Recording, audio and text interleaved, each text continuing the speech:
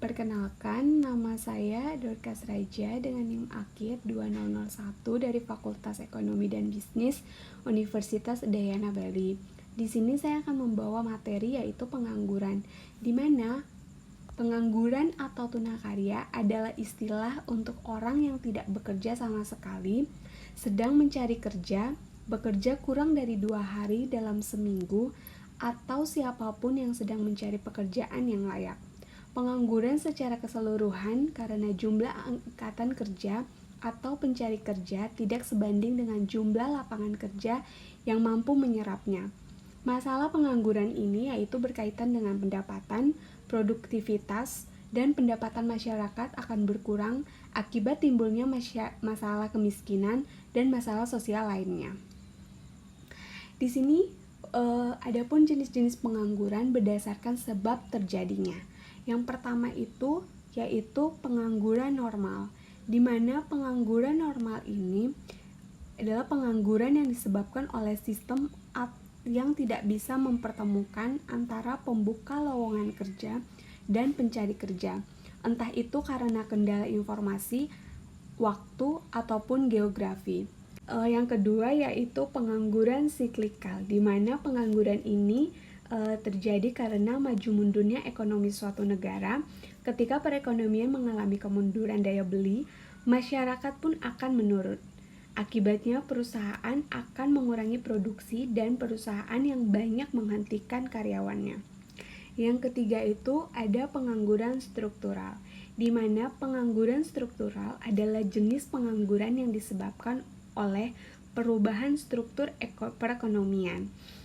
Contohnya peralihan perekonomian dari sektor perkebunan ke sektor industri, di mana masyarakat yang ingin bekerja di sektor industri sulit bekerja karena mereka terbiasa bekerja di sektor perkebunan, sehingga harus menyesuaikan diri bila ingin bekerja di sektor industri.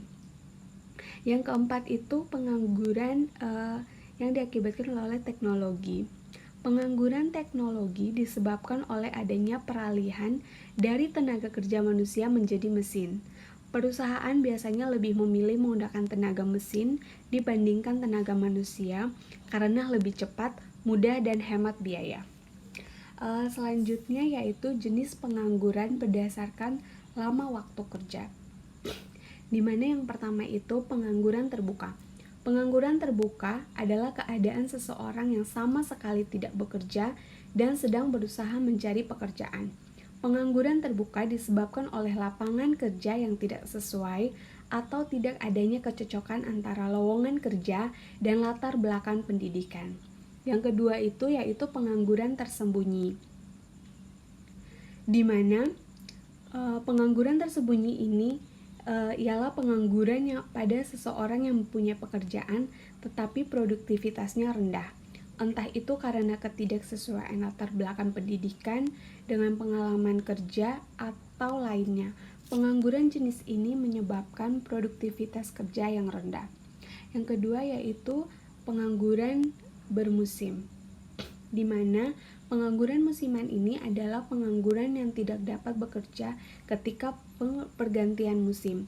Misalnya, orang-orang yang bekerja sebagai petani sawah, mereka akan bekerja selama musim panen. Setelah itu, mereka menganggur menunggu musim berikutnya.